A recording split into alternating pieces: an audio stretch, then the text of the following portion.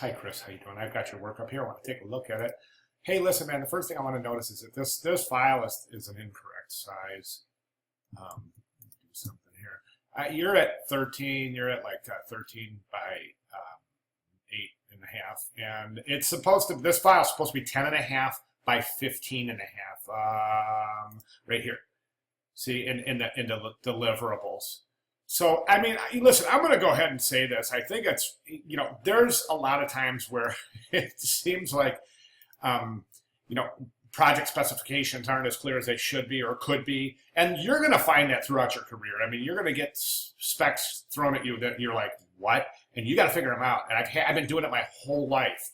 So that's why I think it's so important for students to go back to the original spec sheet 4, 5, 6, 7 times until they're intimately familiar with things like document size. And I'm not ripping on you, man. I'm just saying that, it's really, really a good practice. Once you get in a studio, you will be expected to be perfect in things like file size, resolution, font choices. Anything that is indicated, that's your responsibility, okay? The layout itself, let's take a look at the layout. I think typographically, I think you're pretty good. There's a couple of things that are holding you back. The main thing I think is these drop caps, okay? And they're associated with this kind of list. You've given this list, reason number 1, reason number 2, reason number 3. I think you should stay away from that for this assignment. I would like to see free-flowing text.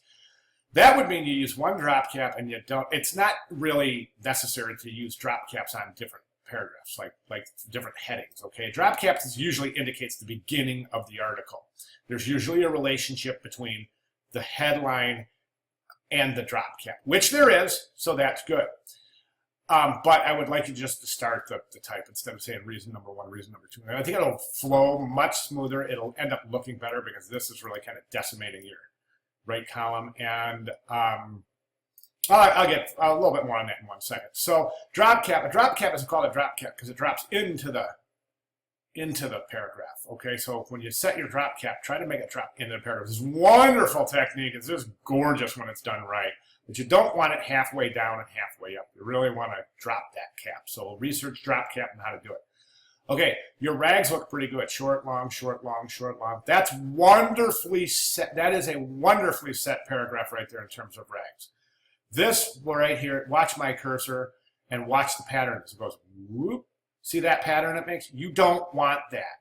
You don't want patterns like this. See, this one goes whoop, and see, this one goes whoop. You don't want those patterns. You want this staggered, long, short, long, short, long, short. Not so that it's noticeable, but this is set almost perfectly, this first paragraph. So try to duplicate your rags accordingly, okay? I think your space between, now typically what do you have to demarcate paragraphs? You have 2 choices, an indent or a space between. I think space between is a wonderful choice because it leaves the left margin intact. Personally, that's how I set type.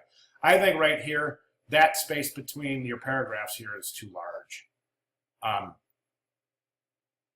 based on your leading. This type looks like it's probably 10/12, and this is pretty large gap between your paragraphs there, so you might want to look at that. This right here is called, it's technically a widow and an orphan. What's a widow and what's an orphan, Chris? Well, and this is a widow. I'm sorry, this is an orphan. Any word that's sitting at the end of a paragraph alone is an orphan, and we don't want to do that typographically. Any line of text that's sitting alone, whether it be on the bottom of a line or alone or at the top of a paragraph, like if you have 1 sentence left in a paragraph and you finish it right up here, then start your new paragraph, that's called a widow. And again, bad typographic practice. So you want to watch those, okay? Folios, page numbers, magazine title, issue number, page.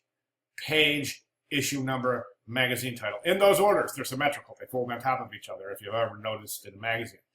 The headline itself, I think, it's boring, Chris. It's really, really super boring. It's not really inviting anybody to jump into this article and say, hey, man, I want to see that. Take a look at this. I mean, you're just wanting to read this. You're just wanting to jump in there. And while I have this spread open, I want to show you this relationship here that we see over and over in magazine spread. You have this wonderful typographic composition for the title. Then you have a sub for your head. Then you have a subhead, byline, and then type. So I would like to see a drop cap in there. But that's your typical formula. A typographic composition, byline, subhead, and then your type. So this isn't necessarily a typographic composition. This is just type that you type. Do you see what I'm saying? So work on those little typographic compositions. Here's some ideas of how different designers do these little typographic compositions. And there's just a bunch of ideas out there for you to think about. Wow, these are good examples. I'll skip those. Okay. One thing I think you're noticing you're missing here is I think a pull quote would be a wonderful, wonderful addition, even if a small one. Here's a pull quote. This is what they look like. You've seen them. They're in the middle of the type. Sometimes they're designed in so many different ways. And they're just a really wonderful way to give your reader a break from the material. Bob Zombie. There's a really, see right there. See how long that text is? The viewer's just going to look at this. If that pull quote wasn't there, the viewer would look at this and go, wow, I don't know if I want to read all that. But you got this nice break here. It's like a little resting place. Same here. Okay? I'd like to see you try a pull quote. Other than that, Chris, I think we're good. Image is a little large. You know, it's great for a first draft. Just think about what I've said moving forward. Okay, now you've got your these are laid out as trifolds. Okay, and you can see that here. Here's a fold. Here's a fold. That would fold over. That would fold over, and it would be the length of one of the widths of one of the panels. The width of one of the panels. Okay, that's not a gatefold. We're looking for a gatefold. Let me show you a gatefold. This is a gatefold. Center panel is twice the width of the two side panels. So those two side panels fold over on the center panel. Okay, and you can see that you can design those two side panels in an interesting way to come together and at the front of the gate. Okay, so see what I mean? There's a nice gatefold. Beautiful gatefold right there. Beautiful. Beautiful gatefold. Okay, so that's what I want you to work on in your sketches for the gatefold. But anyways, that's what I have. So if you have any questions, comments, concerns, or other, please feel free to get with me. Okay, good job, Chris. Thanks so much.